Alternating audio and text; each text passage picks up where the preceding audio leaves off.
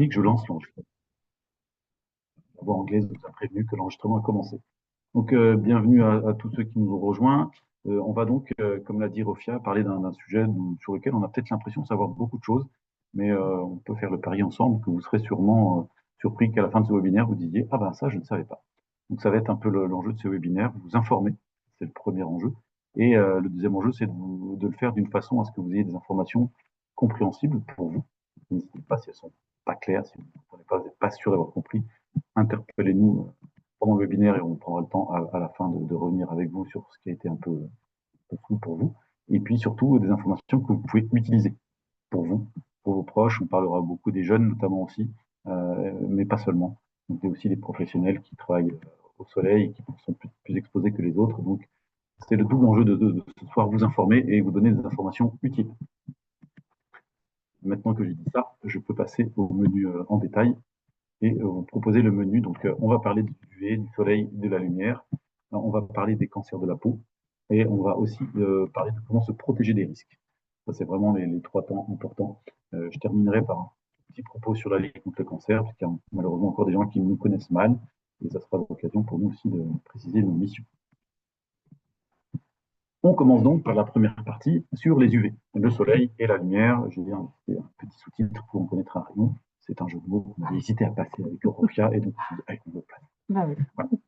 Alors, il y a des choses de positif dans le soleil. On peut sûrement commencer par ça parce que c'est important. Le soleil, c'est notre source d'énergie sur Terre. C'est grâce au soleil qu'il y a la vie sur Terre, que les plantes poussent, que les humains peuvent vivre normalement. Donc, c'est le soleil qui est notre source d'énergie. C'est comme un signalé et heureusement qu'il est là.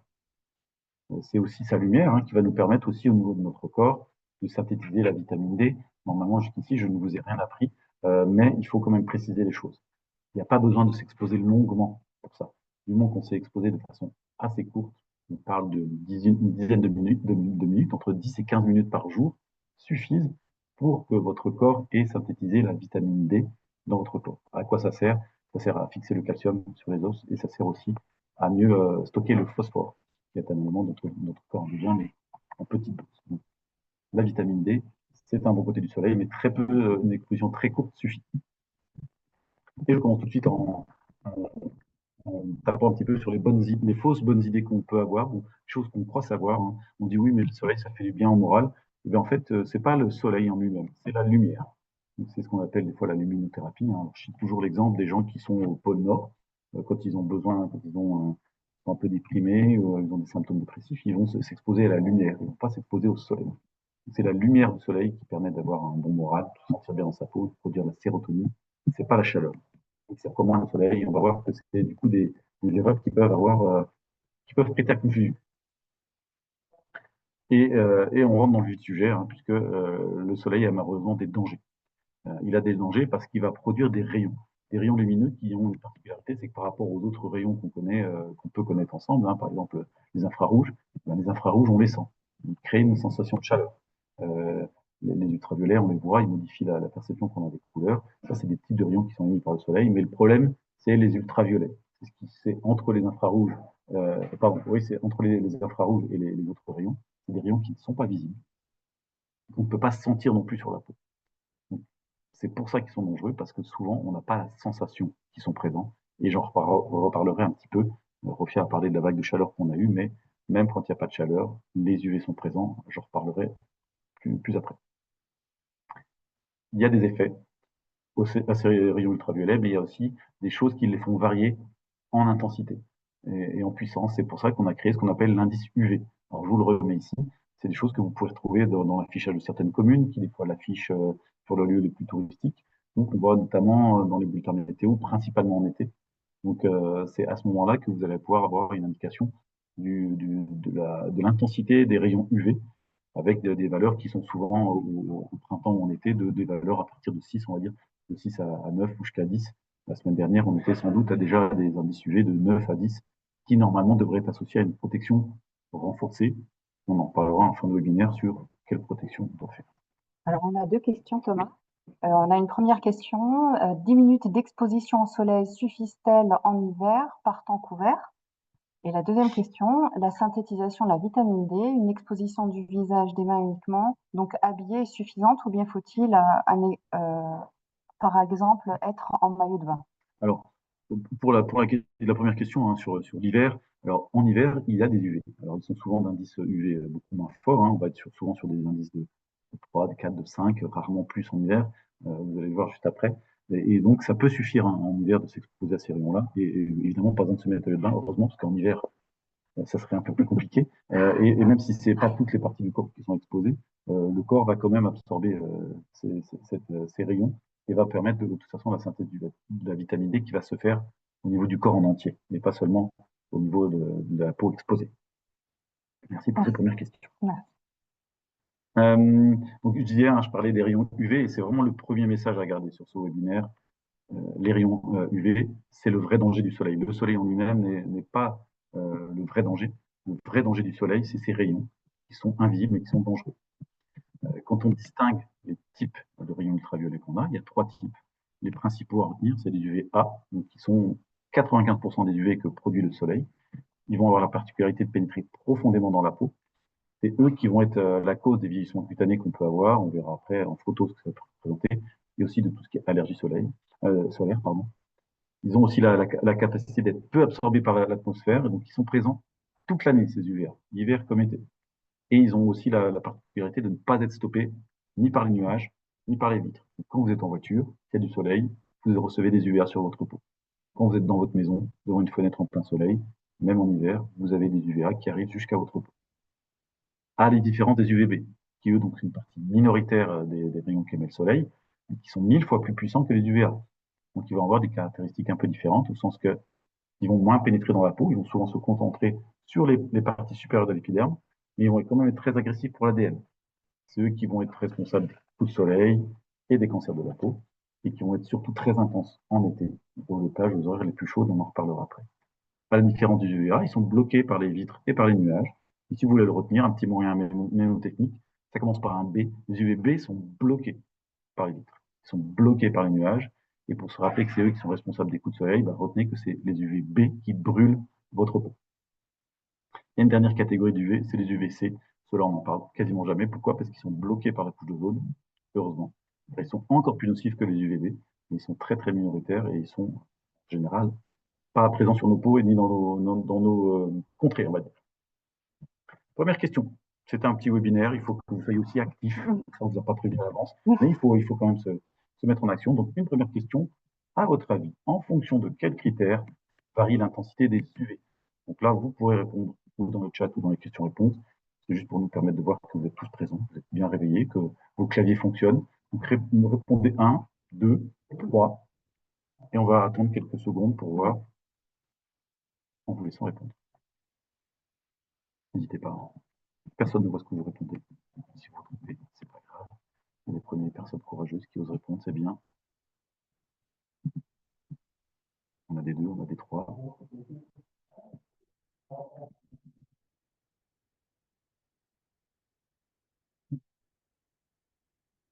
Des 2, on a un petit peu de 1 quand même, comme ça il y a un peu de tout, c'est bien. Il y a des gens qui prennent moins de risques, qui disent 1 et 2. On peut dire des 2 et 3, même si on veut, s'il n'y a pas encore eu.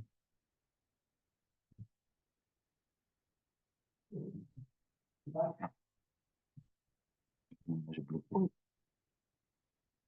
Vous m'entendez encore, hein, j'espère. Oui. On a fait comme ça. Ouais. Ah ben c'est bon. C'est bon. On va donc vous donner la bonne réponse. La bonne réponse, en fait, il y en a plusieurs, vous allez voir, puisqu'il y a une première catégorie de critères qui vont faire varier l'intensité des rayons. C'est les critères géographiques. La saison. Les UV sont plus forts de mai à fin août, hein, et vous avez vu que le mois de mai qui vient de se finir, il a été très chargé en UV. Hein, j'entendais tout à l'heure à la radio qu'on a eu le printemps le plus chaud depuis les années 1900. Donc voilà. Ça, c'est à cause de l'inclinaison de la Terre, hein, par rapport aux rayons, qui sont plus droits par rapport à nos latitudes, et donc on les sent beaucoup plus, ils sont plus intenses.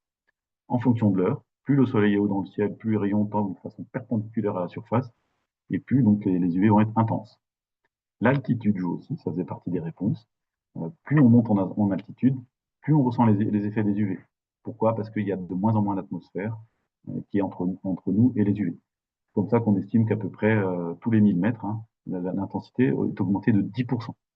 que quand on est très très haut en altitude, ben, on a encore plus d'effets des UV. Et le dernier critère géographique, c'est la latitude. Plus on va se rapprocher de l'équateur, plus on va avoir des UV puissants. Donc ça, c'est valable quand on part en vacances. Donc il y a des gens qui nous écoutent depuis l'équateur, mais j'en doute. Donc quand vous partez en vacances, plus vous êtes dans les latitudes moyennes par rapport à l'équateur, plus vous allez ressentir des effets des UV, plus il faudra vous protéger. On en parlera après. Il y a aussi des catégories de critères qui ne sont pas géographiques et qui sont souvent malheureusement moins connus. En premier, les nuages. Donc j'en ai parlé tout à l'heure quand j'ai taillé les différents UV. Les nuages sont c'est vraiment un piège, hein, parce que quand on a un temps couvert comme aujourd'hui, on va avoir une sensation de sécurité. Alors qu'en fait, ben, malheureusement, les nuages filtrent très peu les UV. Suivant la couverture nuageuse, plus elle est fine, plus les UV passent, mais on peut aller jusqu'à 80-90% des UV qui vont traverser les nuages. Donc sous les nuages, on n'est pas du tout à l'abri des UV. On en reparlera après. Donc ça, c'est vraiment un premier faux ami. Méfiez-vous des nuages. Euh, Méfiez-vous aussi de la réverbération. Donc ça, c'est le principe de réfléchissement des rayons qui, sur la surface sur lesquelles on va arriver, ils vont être réfléchis et donc être encore plus puissants. Les exemples qu'on cite ici, la neige, ça on le sait tous, hein. La neige c'est blanc, c'est que des petits cristaux qui vont tous refléter les uns après les autres les UV. Donc on a jusqu'à 90% des UV qui sont reflétés, donc quasiment double peine, on va dire, pour cette surface. Au niveau de l'eau et du sable, on a aussi des indices de réflexion, de réverbération qui sont assez élevés. Pour l'eau, on le sait un petit peu, mais pour le sable, on le sait moins. Oui, c'est intéressant. Donc en fait, le sable, c'est comme des petits cristaux. C'est comme des tout petits morceaux de verre, hein, à échelle microscopique, et du coup, ils vont agir comme des tout petits miroirs, et donc ils vont refléter en grande quantité les UV. Alors ça, je parle pour les gens de notre génération, enfin la mienne puisque celle de Rofia, où je pensais être à l'abri quand on était sous un parasol. Ben, en fait, on prenait notamment tous ces rayons. Je pense que dans ma génération également, on pensait que sous le parasol, on était protégé. C'est une grande erreur qu'on est beaucoup à avoir fait, donc au moins à partir d'aujourd'hui, ne la faites plus. Et pour l'anecdote, hein, vous avez aussi 3% des UV qui sont réfléchis par l'herbe. Donc quelqu'un qui est à l'ombre sur l'herbe va quand même avoir une partie des UV qui vont être réverbérés. C'est étonnant. Ouais. Et le dernier critère sur lequel c'est intéressant d'insister, c'est le type de peau. On en reparlera un peu plus loin, mais bien sûr, toutes les personnes ne sont pas sensibles de la même façon sur leur type de peau, leur couleur d'yeux et de cheveux. On en reparlera tout à l'heure. Vous pourrez calculer en direct votre phototype. J'insiste, hein, je dis bien plus sensible que d'autres. Ça ne veut pas dire qu'il y a une catégorie de personnes qui est insensible. Ça n'existe pas. Même les gens dont la peau est la plus foncée sont sensibles. Ils sont un peu moins, mais ils le sont aussi. Au niveau des dangers qu'on peut faire, hein, donc j'ai parlé du fait que les UV vont pénétrer la peau. Alors la peau, elle peut se protéger des UV, hein, c'est ce qu'elle fait, hein, notamment en produisant le bronzage. Hein. Le bronzage, c'est quoi? C'est de la peau qui va produire de la mélanine, mais c'est une façon de vous prévenir en fait. On pense que le bronzage va protéger, c'est un discours qu'on entend encore souvent. Oui. Moi, je me protège parce que je bronze. Ben, en fait, non. Oui, ça casse une idée reçue. C'est pas vrai. On ne peut pas se protéger et le fait d'être bronzé, en fait, c'est juste un premier mécanisme d'alerte de la peau qui cherche à se défendre de l'attaque des rayons UV et qui va donc produire plus de mélanine pour plus se protéger. Si vous êtes bronzé, c'est un signal. Votre peau vous dit, aïe, je suis déjà agressé par les UV, protège-moi. Le risque de tout ça, ben, bien sûr, hein, on va y revenir juste après, c'est l'apparition des liaisons précancéreuses ou cancéreuses, on va le voir juste après. Donc l'enjeu, il est énorme, hein, et l'enjeu se joue au niveau de la peau. Alors la peau, il faut en parler parce que c'est un organe dont on ne parle pas souvent. C'est l'organe le plus important en termes de surface dans notre corps, ce qui est le plus grand organe, le plus grand organe. Hein, je pense que beaucoup de gens l'ignorent. Oui. Alors on prend beaucoup de sa peau, mais on ne le considère pas souvent comme un organe. Et pourtant, ben, c'est lui qui va nous protéger contre les infections. Hein. C'est lui qui va aussi contrôler la température du corps, hein, avec la transpiration pour faire diminuer la température, éliminer les déchets organiques qui sont sur la peau, avec le système de poils aussi pour faire varier la température. Et c'est un organe sensoriel, en fait, hein, qui va vérifier le froid, la chaleur, mais aussi la douleur. Si vous approchez votre doigt d'une flamme, ben, la peau va réagir avant votre cerveau, en envoyant une information au cerveau pour vous dire, ah, je suis en train de me faire brûler. Et tout ça, c'est les tout petits récepteurs nerveux qui sont sur toutes les cellules de la peau. Il y a 3 couches sur la peau, hein, l'épiderme, donc ça c'est vraiment la surface de la peau. Le derme, c'est la couche un peu médiane, et l'hypoderme, c'est ce qu'il y a tout en dessous. Je ne rentre pas plus dans les détails parce que je ne suis pas médecin, donc on ne va pas rentrer dans les détails, mais c'est important à connaître, c'est des mots qu'on a peut-être entendus, dont on va reparler un petit peu après. Alors, j'avais une question tout à l'heure, mais sur les UV. Oui. On a quelqu'un qui pose la question, pas à l'abri des ultraviolets, même en cas de pluie? Eh ben, ça peut arriver. J'étais tout à l'heure en entreprise et il y a un temps qui n'est pas terrible aujourd'hui, hein, enfin en tout cas dans le Haut-Rhin. Et on a des petits bracelets, alors je reparlerai à la fin, des petits bracelets qui restent juste UV. Alors Rofia elle a le sien, Ouais. elle va l'enlever dans son poignet, je vais vous le montrer comme ça à l'écran, vous le voyez. Ouais. Donc ça c'est un bracelet qui réagit aux UV. Donc en fin de webinaire, je vous montrerai, j'ai une petite lampe à UV, je vous ferai réagir. Donc ça c'est un bracelet qui va devenir violet dès qu'il y a des UV. Et ben ceux qui en ont déjà eu un, ou si un jour vous en avez un, vous vous amuserez à le voir avec les bracelets, ce type de bracelet. Même un jour où il pleut, même un jour où le temps est très couvert, le bracelet va un peu changer de couleur, indiquant la présence d'UV. C'est très impressionnant. Ouais. C'est vraiment instantané, un changement de couleur est instantané et ça incite en fait, à être plus conscient On sous-estime en Ouais, fait le rayonnement des UV, même en temps de pluie, tout à fait. de grisaille. Ouais. En fait, c'est ça, hein, l'exemple qu'on prend, c'est aussi, voilà, on passe des vacances en Bretagne, hein, Oui. on est en bord de mer, il y a un peu de vent, il n'y a pas trop de nuages, on se pense que voilà, on risque rien, et puis en fin de journée, on a la nuque qui chauffe, ou on a le nez tout rouge, ben voilà, les UV sont passés par là. Si on continue un peu en termes de biologie, hein, sans aller trop dans les détails, hein, il y a plusieurs cellules au niveau de la peau, notamment les mélanocytes. Les mélanocytes, c'est les cellules qui vont produire de la mélanine, ce pigment qui donne la couleur à notre peau. Donc on a naturellement plus ou moins de mélanine. Hein. Les gens qui ont la peau très foncée, c'est les gens qui produisent beaucoup de mélanine. Les gens un peu plus blancs, c'est les gens qui en ont moins. Mais c'est produit par le corps. Je fais un petit focus sur les grains de beauté, parce qu'on en a parlé quand on a préparé ce webinaire avec Rofia. Les grains de beauté, souvent on entend, mais du coup, c'est quoi les grains de beauté? Donc les grains de beauté, c'est une tumeur, mais qui est bénigne. Hein. C'est-à-dire qu'elle n'est pas cancéreuse. Hein. Une tumeur, c'est une prolifération de cellules. Donc, à cet endroit de votre peau, le corps a produit beaucoup plus de mélanine, parce qu'il y a plus de mélanocytes. C'est rien de grave en soi. Alors, c'est plus à surveiller, on en reviendra après quand on fera la surveillance des risques, parce que c'est quand même un endroit où on peut retrouver plus fréquemment des mélanomes, le cancer de la peau le plus grave, qui vont le plus souvent, en tout cas dans 20% des cas, se développer à partir des grains de beauté. Donc c'est une zone qu'il va falloir surveiller, mais je détaillerai ça tout à l'heure. Donc on l'a dit, hein, lorsque la peau est exposée aux rayons ultraviolets, qu'est-ce qui se passe? Le corps va produire plus de mélanocytes. Donc la mélanine est plus abondante, on va se retrouver bronzé.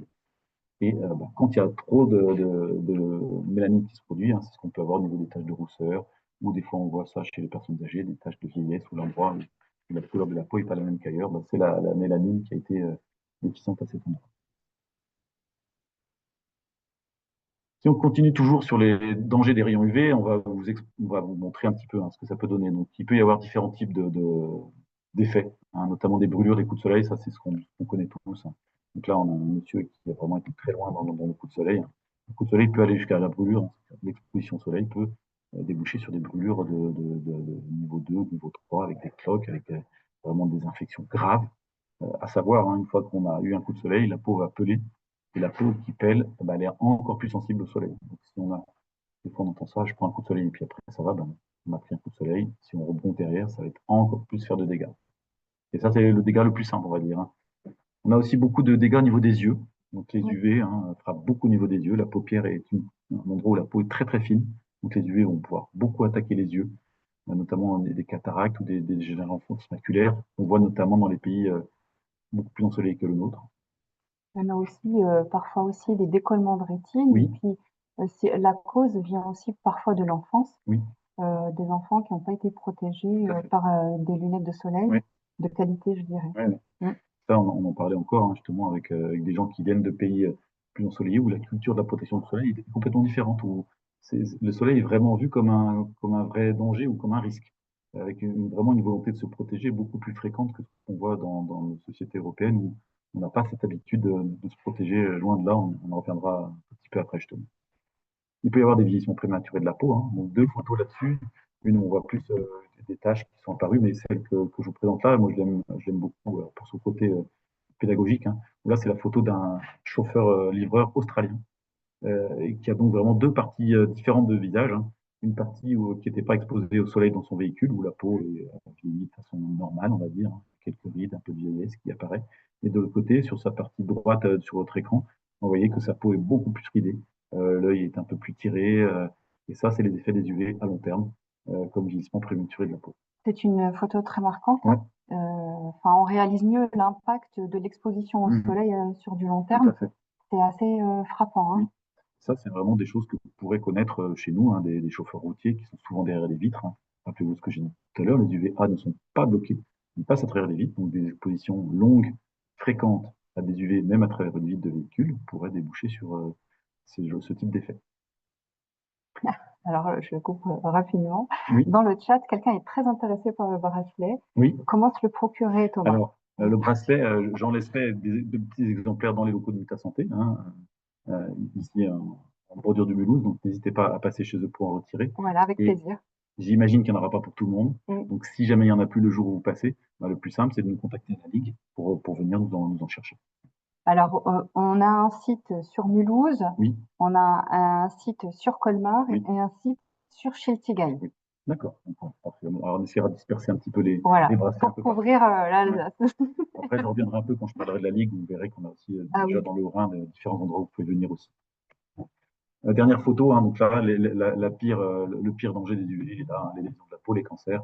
Ce que je vous présente ici, c'est vraiment que des illustrations, c'est pas loin de là tous les types de lésions et de cancers qui peuvent apparaître. On a fini notre première partie sur un peu expliquer c'est quoi le risque, d'où il vient ce risque, hein, le soleil, les UV, la lumière. On parlera un peu tout à l'heure de la chaleur, mais pour l'instant, c'est intéressant de commencer par ça. Maintenant, si on rentre un peu dans le vif du sujet sur les cancers de la peau, là, je suis sûr que je vais vous apprendre des choses et vous allez voir. Déjà, les UV, hein, c'est reconnu comme cancérigène. Donc, le Centre international de recherche contre le cancer, le CIRC, fait des classements de ce type en 3 grandes familles. Les UV sont dans la famille la plus risquée, où les risques sont avérés. Donc, dans ce groupe-là, on retrouve aussi le tabac, on retrouve les nitrites, on trouve tout un tas de facteurs de risque établis de façon sûre et certaine. Donc, les UV, c'est prouvé scientifiquement, sont cancérigènes. Ça représente au total entre 141 000 et 243 000 cas de cancer de la peau chaque année en France. Chaque année en France. Pourquoi c'est entre et entre? Parce qu'on n'a pas de registre précis là-dessus. Autant les cancers les plus médiatiques, on va dire, sont très suivis en termes de nombre de personnes. On a des idées assez chiffrées, assez précises. Mais sur les cancers de la peau, c'est loin d'être le cas. Il y a beaucoup de départements où le suivi n'est pas fait. On ne sait pas exactement combien de cas de cancer de la peau on a, ce qui fait qu'on est obligé d'avoir des petites estimations de ça. On y reviendra après tout à l'heure pour le Haut-Rhin, pour les gens qui sont de ce département. Il y a une évolution, hein, ils sont de plus en plus fréquents, de plus en plus nombreux. Pourquoi? Parce que malheureusement, dans nos modes de vie, et je dis malheureusement parce que c'est le cas dans beaucoup de cancers, hein, il y a un grand rôle de notre part. On a des mauvais comportements, notamment par rapport au soleil, où ces dernières années, on consomme plus de soleil. Ça veut dire quoi? Ça veut dire qu'on a de plus en plus de vacances. Alors, on dit ça en direct d'un lieu de travail, c'est difficile à croire, mais je confirme, on a plus de vacances qu'avant. On va dans des destinations plus ensoleillées, donc vous rappelez-vous ce que j'ai dit tout à l'heure sur la latitude. On va, même si j'aime beaucoup la Creuse, on va rarement dans les vacances en Creuse, on va plus aux Antilles, à Cuba, à Tenerife, des endroits comme ça qui sont beaucoup plus ensoleillés avec des UV beaucoup plus forts, auxquels on est moins habitué. Et on va aussi beaucoup plus développer nos sports et nos activités de plein air, la course, les loisirs de plein air qui vont naturellement plus souvent nous exposer. Ces chiffres-là sont impressionnants. Oui. Et vous allez voir après, je vais en donner un qui va être aussi un peu choquant. Et le pire de ces arguments-là, c'est la valorisation du bronzage. Donc, dans nos sociétés maintenant, on va dire depuis une soixantaine d'années, le bronzage, c'est socialement reconnu comme étant quelque chose de bien. Les gens célèbres sont bronzés. Quand on part en vacances, si vous n'êtes pas bronzé, on se pose des questions. Les stars, les influenceurs sont bronzés.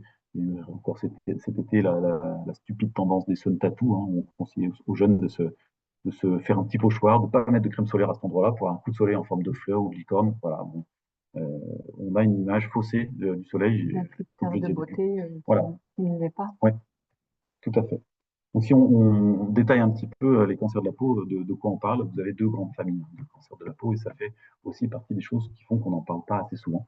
Vous avez le carcinome, hein, donc ça c'est la forme la moins agressive des cancers de la peau. C'est-à-dire quoi? C'est 80% des cas, c'est souvent un cancer qui se manifeste de façon très localisée. Donc on va faire une chirurgie sur l'endroit où la peau est touchée et on va estimer que le cancer est guéri. Donc il va très rarement métastaser, c'est-à-dire c'est un cancer qui va rester local, qui va être traité en chirurgie de façon assez simple. Malheureusement, hein, ils sont quand même aussi de plus en plus nombreux et ils sont dus plus à des expositions, on va dire, au long cours par rapport aux mélanomes, donc qui sont la partie la plus agressive des cancers de la peau, qui eux sont vraiment des cancers très agressifs. Ils vont métastaser, ils peuvent se développer rapidement, et Donc, en termes d'apparence, hein, vous voyez la différence.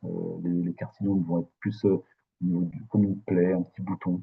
Au niveau des mélanomes, on va plus voir les taches pigmentées asymétriques, notamment, comme je parlais tout à l'heure, de l'aspect des grains de beauté qui peuvent arriver et qui sont là plus souvent dus à des expositions brèves et intenses. Moi, je dis souvent, c'est plus ce qu'on rencontre pour les touristes qui vont aller dans une destination très ensoleillée, sans habitude, qui vont moins se protéger avec des UV très forts. Donc, ça va être surtout le risque. Petite question pour vous remettre un petit peu en action. Donc là, vous avez eu beaucoup d'informations. Je vous en donne encore une. On parle uniquement du département du Haut-Rhin, dont on vous parle en direct ce soir. À votre avis, dans ce département du Haut-Rhin, qui représente à peu près 1% de la population française, combien de diagnostics de cancer de la peau par an? Est-ce qu'il y en a 700? Est-ce qu'il y en a 1000? Est-ce qu'il y en a 1700? Vous répondez A, vous répondez B, vous répondez C. Là, par contre, interdit de répondre A ou B, parce que c'est trop facile. Je vais les lunettes pour pouvoir réagir en direct. Alors moi, je réponds juste à une question où à Schiltigheim. Je pense que c'est l'agence Mutasanté Schiltigheim. C'est là-bas que vous pourrez trouver les bracelets. Alors, on voit des BDC, on voit des 1000, on voit des 1700. Donc, personne ne répond pas pour l'instant. Je ne cherche pas mon cœur, c'est sûr. Pas passer trop de temps sur cette question. Je vous donne la réponse. Et voilà, 1700 cas de mélanome, de cancer de la peau, autre que les mélanomes, pardon, dans notre petit département du Haut-Rhin. Ce qui est surtout intéressant, parce que pour les gens qui ne sont pas du Haut-Rhin, ce n'est pas forcément très parlant, c'est de comparer par rapport aux autres localisations de cancer. Les cancers de la prostate, dont on parle beaucoup pour les hommes, les cancers du sein, dont on parle beaucoup pour la femme, sont 2 fois moins nombreux, voire même 3 fois moins nombreux. Par exemple, pour le cancer du côlon, on est sur 3 fois moins souvent que les cancers de la peau. Les cancers de la peau sont très fréquents. Aujourd'hui, c'est le cancer le plus fréquent du jeune adulte. Il a triplé en 20 ans. Donc c'est une réalité, c'est un peu une explosion de cas qui est due uniquement à nos comportements. Pour vous rendre compte, dans un petit département comme le Rhin, ça représente 5 cas par jour. Tous les jours, dans notre département, 5 personnes sont diagnostiquées d'un nouveau cancer de la peau. C'est énorme, 5 cas par jour. C'est énorme. Ouais. Surtout quand on compare par rapport aux autres cancers dont on parle souvent et qui sont très répandus aussi. Là, le cancer de la peau est très très fréquent. Oui, c'est plus fréquent qu'on l'imagine. Tout à fait. Beaucoup plus. Ouais. Oui. Alors, tu as quelqu'un qui te fait une très belle transition. Les UV artificiels sont-ils ceux des instituts de bronzage? Alors, tout à fait. On va en parler dans quelques diapositives. Vous allez voir, j'ai une petite diapo qui est spécialement pour vous. J'enchaîne quand même sur les facteurs de risque, les autres facteurs de risque. Donc, je l'ai dit, je le répète, 80% des cancers de la peau, donc la grande majorité, 8 cancers sur 10 de la peau, sont dus à une exposition excessive, principalement pendant l'enfance. On y reparlera tout à l'heure, on aura une diapositive vraiment pour les jeunes, comment protéger les jeunes. Donc, c'est une information très importante. Il y a d'autres facteurs de risque, bien sûr. Le nombre de grains de beauté. Moi, j'ai plus de grains de beauté, j'en ai plus que 50. Sur un seul bras, j'en ai au moins 30. Donc, je suis plus à risque, c'est comme ça. On a dit notamment tout à l'heure sur la mélanine et son développement plus ou moins contrôlé par l'organisme. Le type de peau, le phototype, on va en reparler tout à l'heure, et aussi des antécédents personnels ou familiaux qui peuvent occasionner certains cancers chez certaines personnes. Mais 90% des cancers de la peau seraient guéris s'ils étaient détectés tôt. Et ça, c'est vraiment une information aussi à conserver quand vous quitterez ce webinaire. Si vous détectez des cancers de la peau beaucoup plus tôt, 90% d'entre eux seraient guéris. C'est loin d'être le cas, malheureusement. La perception des individus face à l'exposition solaire, donc ça, c'est intéressant d'en parler. Pourquoi? Parce que vous avez des informations que les gens pensent connaître. Voilà, par exemple, sur un sondage récent qui date d'il y a quelques années, un quart des personnes disaient connaître le temps d'exposition journalier, mais en fait, 15% seulement des gens connaissaient la bonne réponse. Donc il y a des informations qu'on pense savoir et pour lesquelles on trompe. Des informations qu'on connaît, mais dont on ne tient pas finalement si compte que ça. 7 personnes sur 10 connaissent l'indice UV, mais on ne l'utilise pas. Quasiment 100%, 96% des personnes savent que protéger sa peau, ça protège de cancer, et en fait, très peu de personnes le font. On a même une perception encore biaisée qui fait qu'on pense les cancers de la peau comme étant pas graves. Et par rapport au bronzage, comme je disais tout à l'heure, 2 tiers des personnes de moins de 50 ans ont rejoint à l'année. Donc on a vraiment une sous-estimation du risque, on va dire. Et enfin, il y a des informations qu'on ne connaît pas. Donc, ou des faux amis, hein, le fait qu'on peut préparer sa peau au soleil, c'est une des erreur. fausses croyances. Voilà.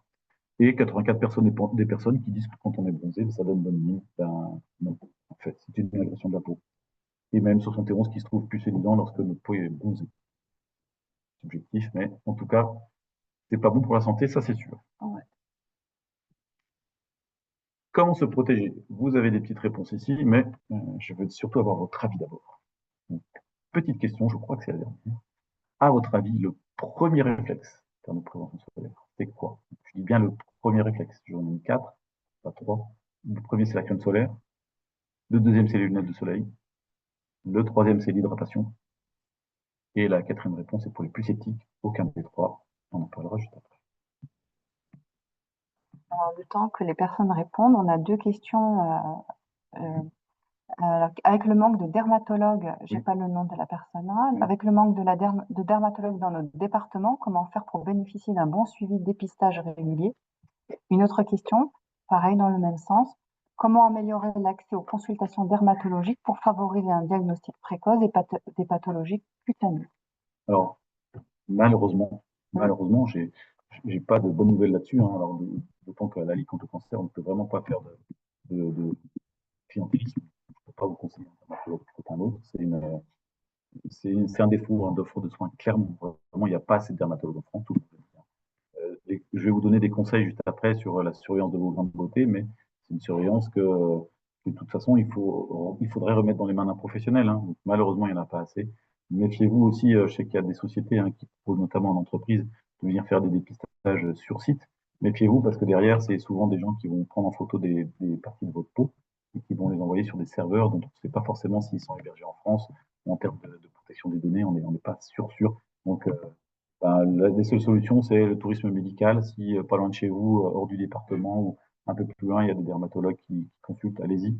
Surveillez aussi les établissements hospitaliers peuvent des fois faire des journées de prévention de la peau, donc avec des journées ouvertes où on peut venir consulter. Le dernier bon conseil, c'est certains médecins généralistes se forment au moins pour la prise de clichés avec des dermatoscopes, donc avec une sorte de module qui s'occupe sur un smartphone pour prendre des lésions de la peau qui seraient suspectes en photo et les envoyer après, là, de façon sécurisée, à des spécialistes qui pourraient se prononcer. Ce pas des réponses très satisfaisantes, je vous l'accorde. Les gens vont répondre. Oui. 1, 2, 1, 2, 3, on a un peu de tout. Et on a aucun, ne pas s'exposer du tout ou se couvrir. Bravo. Bravo, parce que quand je fais des animations sur la prévention solaire, ben, malheureusement, on me répond très rarement que la première protection, la vraie première protection, c'est de ne pas s'exposer. Comme dans tous les risques. Comment on se protège du tabac? On ne fume pas. Comment on se protège du soleil? On n'y va pas. Si vous pouvez, franchement, c'est le premier conseil. Ne vous exposez pas pendant les périodes où le soleil est le plus intense. Entre midi et 16 heures chez nous. Recherchez l'ombre, restez à l'intérieur le plus longtemps possible dans ces heures les plus chaudes et méfiez-vous aussi des protections trop légères comme un parasol. On l'a vu, ne protège pas assez des UV. Donc ça, c'est le premier réflexe, ne pas s'exposer. Le deuxième réflexe, c'est les vêtements, avec des couvrants amples, à manches longues. Vous allez bloquer jusqu'à 90% des UV. Donc quasiment tous les UV vont être bloqués par un tissu même léger en coton, par exemple.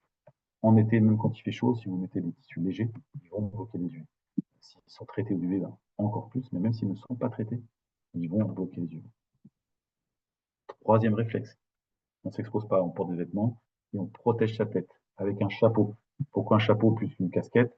Le chapeau va protéger vos oreilles, qui sont des endroits où la peau est très fine, très fragile, va protéger votre nuque, qu'on oublie de protéger quand on a une casquette. Avec des bords larges, avec une matière plus aérée, il va être aussi être plus efficace contre les UV et contre la chaleur. Le troisième réflexe. Le quatrième réflexe, c'est les lunettes de soleil. J'ai parlé tout à l'heure des effets des UV sur les yeux. Il faut absolument protéger vos yeux. Même si vous n'êtes pas sensible, protégez vos lunettes parce que vous ne vous rendez pas compte au long terme des effets dévastateurs du soleil. Sur les branches de lunettes, vous avez normalement 3 catégories. Vous avez un petit chiffre qui vous indique la catégorie de protection. Pas de 1 à 4. Le 1, j'en parle pas, ça ne sert vraiment à rien. Oubliez-le. La catégorie 2, c'est vraiment le minimum qu'on peut proposer à des personnes qui ne sont pas trop sensibles. Pas besoin de protéger ça. La catégorie 3, ce qu'on va proposer aux jeunes, aux personnes sensibles. Et la catégorie 4, là, elle va être réservée aux extrêmes, neige, montagne. Par exemple, si vous essayez de conduire avec la catégorie 4, vous ne pouvez pas conduire, je crois que c'est interdit par le code de la route. Je n'ai toujours pas parlé de crème solaire. Mmh. C'est à ce moment-là, et seulement tout à la fin de toutes ces précautions. Si vous êtes protégé pendant les heures chaudes, ou que vous continuez quand même, vous allez sortir pendant ces heures les plus chaudes, couvrez-vous avec des habits, couvrez-vous avec un chapeau, couvrez vos yeux avec une lunette, et seulement après tout ça, mettez de la crème solaire sur les parties qui sont encore exposées. Même les mains qui sont exposées toute l'année, il faut les protéger. Même le visage, j'en ai parlé. Il faut surtout en mettre assez. Il faut en mettre assez souvent. Assez souvent, ça veut dire toutes les 2 heures si on n'a rien fait de spécial. Si on se baigne beaucoup, si on se baigne longtemps, la crème solaire elle est dans l'eau, elle est plus sur votre peau, remettez-en. Si vous faites une activité, vous avez transpiré. J'ai fait un petit match de tennis, j'ai fait un petit tour de vélo, j'ai fait un peu de randonnée, j'ai eu chaud. La crème solaire a été enlevée par la transpiration. Remettez-en. Quelle quantité, Thomas, de crème? Alors là, je vais vous choquer, je pense, parce qu'un adulte en maillot de bain devrait mettre l'équivalent de 7 cuillères à soupe. 7? 7 cuillères à soupe. Une seule déjà sur tout le visage, à l'avant et à l'arrière. Une seule sur chaque bras. Une seule sur chaque jambe, une devant et une derrière. 7 cuillères à soupe. Alors ça peut paraître énorme, mais on a tellement de gens qui vous disent oui, de toute façon, moi après mon tube, je l'ai jeté, il était à moitié plein. Utilisez-en Oui, plus. nous sommes tous loin du compte, je pense, Ah, hein. bien sûr, clairement, clairement. Alors après, sur votre corpulence, hein, c'est général, hein, une cuillère à soupe. Vous êtes un peu plus imposant, prenez des grosses cuillères. C'est un peu plus petit, prenez des petites cuillères ou des cuillères à café, mais prenez ce repère, hein, et vous le verrez, normalement, une crème solaire qui est vendue dans un paquet en carton, il y a une notice et dedans, cette quantité-là est reprise. Et si j'en parle, c'est aussi parce que c'est cette quantité-là qui va servir à avoir un vrai indice, par exemple un indice 50. Si vous mettez moins que cette quantité-là, vous n'êtes pas protégé avec un indice 50, en fait. C'est vraiment important. Je me rate. Donc, c'est 7 cuillères Oui, et toutes toutes les 2 heures. toutes les 2 heures. Ou plus si on a fait des activités qui ont fait que la crème est partie. Mmh. Dernier point, attention. Attention, il y a certains médicaments, hein, qu'il faut prendre des fois si on a des maladies chroniques qui peuvent rendre photosensibles, hein. Tout ce qui est déodorant et parfum aussi, c'est à surveiller parce que ça peut altérer les protections qu'on a au niveau du soleil. Les parfums qui sont basés d'alcool, par exemple, peuvent faire chauffer la peau beaucoup plus vite, pareil. Donc, méfiez-vous de ça. Alors, quelques questions sur la Oui, crème solaire. oui. Alors, la crème solaire périme-t-elle? Si oui, au bout de combien de temps après ouverture? Donc là, je vous invite, je pense, à regarder le tube, ça doit être noté dessus. Ça peut. Alors, il y a des tubes où c'est pas noté. Ah Donc, oui? ouais. Ce qu'on conseille, nous, c'est que si la crème n'a jamais été ouverte, vous pouvez la garder. Une fois même si la date est un peu dépassée, comme d'autres produits de consommation courante, s'il n'a jamais été entamé, vous pouvez y aller. Par contre, à partir du moment où elle a été entamée, si elle n'est pas finie, bien sûr, si vous êtes 2 semaines après la date de péremption indiquée, un mois après, continuez à l'utiliser. Mais si vous l'utilisez trop longtemps après la date d'expiration, ou trop longtemps après son ouverture, s'il n'y a pas d'expiration, vous risquez 2 choses. Premièrement, que les composés n'agissent plus. Vous n'êtes plus protégé parce que les composés protecteurs ne sont plus actifs. Ou alors, vous pouvez même avoir du coup un produit qui devient toxique pour votre peau. Donc, euh, n'abusez pas, hein. Utilisez-la si elle n'est pas encore périmée depuis peu, mais si ça date trop, on la jette et on en achète une. Dernière question, parce qu'on approche de la fin Voilà, donc si j'ai mis de la crème solaire, que finalement je ne suis pas sortie et je suis restée dans la maison, faut-il en remettre si je sors 3 heures plus tard? Alors, si c'est 3 heures, Alors que j'ai transpiré, hein. Alors que je n'ai pas transpiré, pardon. si c'est 3 heures après, je dirais oui, je pense que c'est plus profitable parce que vous êtes resté, mais chez vous, peut-être vous êtes appuyé sur votre canapé, vous avez votre peau s'est un peu frottée, vous risquez d'avoir perdu un peu de la crème solaire. Merci, Comme le temps Thomas. avance et Oui, que je comprends on le temps de avance. tout dire, Oui, je continue, hein. N'hésitez pas à poser des questions. De toute façon, on prendra les plus intéressantes ou les sujets qu'on n'a pas abordés en plus fin de tard. webinaire. Ouais. Je parle des gestes à adopter pour soi, mais je parle aussi des gestes à adopter pour les autres. Et là, on parle des enfants, de vos enfants, de vos petits-enfants. Pourquoi c'est important de les protéger? La peau d'un enfant est plus fine que celle d'un adulte. Le système pigmentaire, hein, donc produire la mélanine, n'est pas complètement développé chez l'enfant. En conséquence de quoi, ben, les enfants sont plus vulnérables, ils sont plus fragiles. Il faut absolument les protéger. Et on recommande souvent, hein, les médecins sont les premiers à le dire, pour un enfant de moins de 3 ans, pas d'exposition, purement et simplement. C'est trop dangereux, c'est trop risqué. L'idée, c'est effectivement montrer des bonnes habitudes, hein, comme beaucoup d'interventions de prévention, hein. L'exemplarité, c'est la meilleure arme, hein. Vous montrez ce qu'il faut faire à un enfant, il va le faire. Et plus il a l'habitude de le faire, plus il continuera de le faire quand il sera grand. Je le redis, hein, 80% des mélanomes, la forme la plus agressive, sont liées à des expositions excessives pendant l'enfance. Et là, je suis obligé de rechoquer avec ce chiffre qui est vraiment très très choquant. Pour un coup de soleil, à chaque coup de soleil avant 15 ans, à chaque coup de soleil, le risque de mélanome va augmenter de 3% à chaque coup de soleil. Je le dis. Donc ça, c'est le petit focus pour la personne qui posait la question tout à l'heure des cabines de bronzage. Une cabine de bronzage vous permet d'être exposé à des UV qui sont très forts. On est sur une exposition d'à peu près un indice UV 11, donc qui n'était même pas dans le tableau que j'ai présenté tout au début. Qu'est-ce qu'on fait dans une cabine UV? On s'allonge, bien sûr, on ne met pas de crème solaire. Donc au final, vous êtes exposé à des UV très très forts, sans protection. Donc c'est une catastrophe pour la peau, avec des UV qui vont profiter très loin dans la peau, qui vont avoir des dégâts énormes. Donc arrêtez les cabines UV. Ça ne protège pas, ça ne prépare pas, ça ne sert à rien. À tel point que dans des pays comme l'Australie, c'est purement interdit. Purement et simplement. En France, on a juste interdit aux mineurs. Heureusement, il y en a de moins en moins, mais pitié, n'envoyez plus vos enfants dans la cabine, n'y allez plus vous-même, c'est de la folie. Je vous parlais du phototype tout à l'heure. Donc là, on va faire un petit exercice de calcul mental très simple. Il faut additionner 4 chiffres. Donc normalement, on y arrive tous. Si vous n'y arrivez pas, prenez votre calculette de téléphone ou demandez à votre enfant qui fera ses devoirs en même temps. Donc on peut calculer son phototype à partir de la couleur de sa peau, de la couleur de ses cheveux, de la couleur de ses yeux et de sa fréquence à laquelle on prend des coups de soleil. Donc on va le faire Rofia et moi. Donc Rofia, elle a la peau mate, elle compte 4 points. Moi, j'ai la peau claire à mat, je compte 8 points. Couleur des cheveux, moi, quand j'en avais un petit peu plus, ils étaient bruns et noirs. Ceux de Rofia sont noirs. Ou châtain? Châtain. Châtain. Donc j'ai 2, ça fait 6. Ça fait 6 et moi, je suis à 9. La couleur des yeux, Marron. marron tous les deux. 2 points pour le marron. Moi j'ai 8. Moi, j'ai 11. Si on ne se protège pas, on prend un coup de soleil à tous les coups, souvent, parfois, rarement. Moi, souvent. Souvent, 6 points. Mais moi, parfois, 2. Donc je suis à 14. Moi, je suis à 13. Et au total, on regarde dans quelle catégorie on tombe. On tombe tous les deux dans la case médiane, hein. Notre peau est sensible. On ne peut pas se prendre de protection, ce qui n'est jamais le cas de toute façon. Il faut qu'on se protège. Le chapeau aussi, et on va éviter les peaux. Si vous regardez dans les 3 catégories, hein, il y a toujours une question de sensibilité.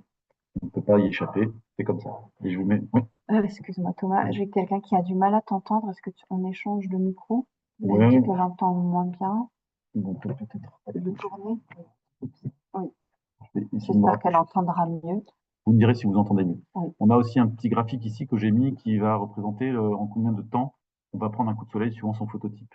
Donc nous, avec Rofia, on était dans ces phototypes, peut-être 2 pour moi et 3 pour toi. Oui. Donc on voit en termes de minutes, si on ne se protégeait pas pour les indices UV qu'on a en été, hein, donc les indices 9-10, hein, on prendrait un coup de soleil en à peu près une demi-heure. C'est totalement juste. C'est rapide, hein? Oui, c'est rapide. Très rapide. Et vous voyez que les personnes de phototypes les plus élevés, hein, phototype 6, la peau très sombre, les cheveux noirs, les yeux marrons, donc quand même, on est au soleil, tout le temps, mais quand même. Pareil, fausse croyance. Hein, Tout à fait. Au niveau des signes qu'on peut surveiller, donc on va, en l'absence ou en attendant de voir un dermatologue, réaliser un examen de sa peau par trimestre. On observe sa peau, de la tête aux pieds, et si on peut, on se fait examiner par un dermatologue une fois par an. On est attentif à certains signes d'alerte. Ça veut dire quoi? Ça veut dire des taches sur sa peau qui apparaissent, un bouton qui guérit mal, s'il y a un nouveau grain de beauté qui apparaît, ou s'il y a un grain de beauté qui est atypique. Donc c'est eux qu'on va vraiment surveiller, hein, ce qu'on appelle le principe du vilain petit canard. Pas tous les grains de beauté, mais le grain de beauté qui est pas comme les autres, avec une règle qui est simple, que je vais détailler juste après, qui s'appelle la règle ABCDE. 5 critères. Premier critère, c'est la symétrie. Un grain de beauté doit être bien rond ou bien ovale, mais pas une forme un peu étrange comme ça. Donc ça, c'est une forme qui n'est pas normale et qui est inquiétante, qu'il faut surveiller. C'est pour le A, la symétrie. Le B, c'est les bords. On doit avoir un grain de beauté dont on voit bien tous les bords bien délimités. Le dessin est vraiment très net. Pas comme celui de droite où là, le grain de beauté est un peu morcelé. Ça ressemble plus à un timbre-poste qu'à un grain de beauté. Les bords sont déchiquetés. C'est pas normal, il faut le signaler. Le C, c'est pour la couleur. Peu importe s'il est noir, s'il est marron, s'il est rouge, il peut être de plusieurs couleurs, mais qu'une seule couleur par grain de beauté. Celui de droite, vraiment, c'est un petit patchwork, il y a plusieurs couleurs sur le grain de beauté. C'est pas normal, il faut signaler. Le D, c'est le diamètre. Alors, on dit souvent moins de 6 mm, on s'inquiète pas, ou un diamètre qui augmente, c'est à signaler aussi. Et le E, c'est l'évolution. Tout ce qu'on a dit avant. Ni l'aspect, ni les bords, ni la couleur, ni le diamètre ne doit évoluer, ni en taille, ni en épaisseur. Dès qu'un grain de beauté évolue, il faut le signaler et en parler à un dermatologue si vous en avez un, ou à votre médecin traitant si vous n'en avez pas. Pour finir, et on s'approche petit à petit de la fin, un petit focus sur la chaleur. Donc la chaleur, on n'en a pas parlé, hein, souvent on nous dit il faut s'hydrater pour se protéger du soleil. L'hydratation, c'est pour se protéger de la chaleur. Donc la chaleur, c'est quand le soleil est bien présent, comme la semaine dernière. La chaleur va provoquer des réactions générales au niveau de l'organisme. Quelqu'un qui prend un coup de chaud, il va ressentir une sensation de malaise, il va avoir très soif, il peut avoir des vertiges. Il peut même avoir une hausse de sa température qui peut monter jusqu'à 39, 40 degrés à cause de la chaleur, et on peut même aller jusqu'à perdre connaissance. C'est vraiment, ça peut être très grave. Qu'est-ce qu'on fait si ça nous arrive? Si c'est à soi, ben, on va se mettre à l'ombre, on va se mettre au frais, on va s'aérer. Si c'est quelqu'un qui est en malaise, ben, on essaie de le mettre à l'ombre, de le mettre au frais, de l'aérer avec un petit ventilateur ou quelque chose comme ça. On le fait boire de l'eau, j'insiste, de l'eau. C'est le seul liquide qu'il faut faire boire dans ces cas-là. On va faire baisser la température, s'il faut, avec des linges humides ou avec des poches de froid qu'on va placer au niveau de la nuque, qu'on va placer sous les bras et qu'on va placer au niveau des plis de laine, donc l'intérieur de la cuisse, jusqu'à ce que la température baisse. On fait d'autant plus attention aux personnes âgées, aux personnes fragiles, aux enfants et aux nourrissons qui vont pas forcément avoir le réflexe de s'hydrater. C'est pour ça que souvent, dans les périodes de canicule, on va beaucoup insister sur ça. Les gens qui font moins attention, inciter à boire régulièrement, notamment, on se rappelle tous la canicule de 2003, où les personnes âgées avaient été très touchées par cette vague de chaleur. Les points clés à retenir, il reste 2 ou 3 diapos, on est dans les temps, c'est très bien. Faites attention à cette épidémie, à cette explosion des cas de cancer de la peau, alors qu'ils sont largement évitables. Faites attention, utilisez la prévention. Protégez-vous les personnes les plus fragiles, les plus à risque. Oubliez tout ce qu'on a dit, hein, comme fausses croyances, comme pratiques à risque. Adoptez les vrais seuls bons réflexes qu'on reprend ici. Ne faites pas l'autruche. Portez la tête de sable, mettez un chapeau. Et surtout, ben, recherchez l'ombre. Évitez l'exposition. Portez tout ce qu'il faut pour couvrir votre corps, les vêtements, le chapeau, les lunettes. Et appliquez de la crème solaire toutes les 2 heures au minimum. Et surveillez votre peau selon la règle qu'on vient de voir ensemble sur la règle ABCDE. Je termine, et ça sera ma dernière diapositive, sur la Ligue, hein, la Ligue contre le cancer, dont je suis salarié, à côté de chez vous. Donc, vous avez la carte du Haut-Rhin, on intervient à Colmar, à Mulhouse, avec nos 2 espaces différents sur Mulhouse, mais aussi à Altkirch, à Foulgelbourg, un peu plus au sud du département. Donc, tous les départements, il y a un comité de la Ligue. Si vous en avez besoin, c'est eux qui font contacter pour supporter les proches et les malades, avec des soins de support, hein, comme on appelle ici. Donc, ceux qui sont au milieu de la diapositive, c'est tous ceux qui sont disposés dans tous les départements. Vous aurez un soutien social, un conseil d'été de soutien psychologique, des conseils de socio-esthétique et d'activité physique adaptée partout en France. Tout ce qu'il y a autour, c'est dans notre département, mais pas forcément ailleurs. Je laisserai lire ça tranquillement, parce qu'on va encore parler un tout petit peu de temps sur le dépistage et la prévention et le soutien de la recherche, qui sont vraiment les 2 autres missions très importantes de la Ligue. Et la dernière, c'est la défense des droits des usagers, parce que c'est aussi très important d'en prendre soin. La dernière diapo est sur les dépistages, hein. Les autres dépistages, on a passé des cancers de la peau, mais il y a aussi tout ce qui est cancer de la femme, le cancer du col de l'utérus, cancer du sein. Faites-vous suivre, faites-vous dépister. Les cancers colorectaux qui touchent hommes et femmes, pour lesquels il existe aussi des dépistages. Donc, dès que vous avez des dépistages possibles, faites-les. 9 chances sur 10 de guérir, c'est énorme. Ça vaut vraiment le coup de le faire, surtout que la plupart du temps, l'assurance maladie prend tout en charge. Et encore mieux, pris en charge quand on a une bonne mutuelle. Tout à fait. N'est-ce pas? C'est ce qu'on disait au début, détecter de manière précoce, on peut mieux agir. Voilà. Donc, maintenant, on a fini de parler. Je mets mon adresse mail si jamais il y a des questions que vous voulez nous poser plus en privé, n'hésitez pas à l'utiliser. Et on va avoir quand même quelques minutes pour balayer les petites questions sur lesquelles on n'a pas pu prendre de temps pour ça. Alors, il y en a une. Est-on obligé de passer par un dermato pour faire un bilan? Alors, le dermatologue, c'est le spécialiste de la peau. Si vous avez un généraliste qui est un peu formé, il peut déjà avoir un petit suivi. Et pour info, le dermatologue, c'est une spécialité qu'on peut aller consulter directement. On n'a pas besoin de respecter le parcours de soins coordonnés, d'aller voir d'abord son généraliste, puis le dermato. On peut directement aller voir le dermato. Merci Thomas. Ensuite, nous avions les crèmes solaires sont-elles cancérigènes? Alors, non. Alors, elles peuvent l'être s'il y a des perturbateurs endocriniens. Alors, on peut peut-être avoir une petite attention sur la composition de la crème solaire qu'on utilise. Moi, je ne ferai pas de publicité pour une marque ou une autre, hein. Il y a des applications qui font ça très bien, hein. Yuka, qui va scanner vos produits de santé, qui va pouvoir vous dire si elle est bonne, composée de choses bonnes pour la santé ou pas. Faites attention, mais pour moi, la priorité, elle est plus à en mettre assez et assez souvent, en prenant une de bonne qualité. Ça sera toujours mieux que les cancers de la peau. Alors, comment accédera-t-on à la vidéo en différé? Donc, la Ligue contre le cancer du Haut-Rhin a une chaîne YouTube. Donc, sans doute demain ou peut-être la semaine prochaine, cette vidéo sera mise en ligne sur cet espace YouTube et on en donnera aussi une copie à Mutation Santé qui pourra en donner le lien aux personnes qui le souhaitent. Comment peut-on trouver la liste des médicaments dits photosensibilisants? Alors là, il faut en parler à votre médecin ou à votre pharmacien, mais en général, quand on prend des traitements qui rendent photosensibles, on le sait. C'est quelque chose sur lequel l'attention a pu être portée. Je pense notamment, il y a beaucoup de produits de la classe des neuroleptiques qui peuvent être dans ce cas-là, mais comme je ne suis pas médecin, je ne vous dirai pas de bêtises. Parlez-en à votre médecin. Entendu.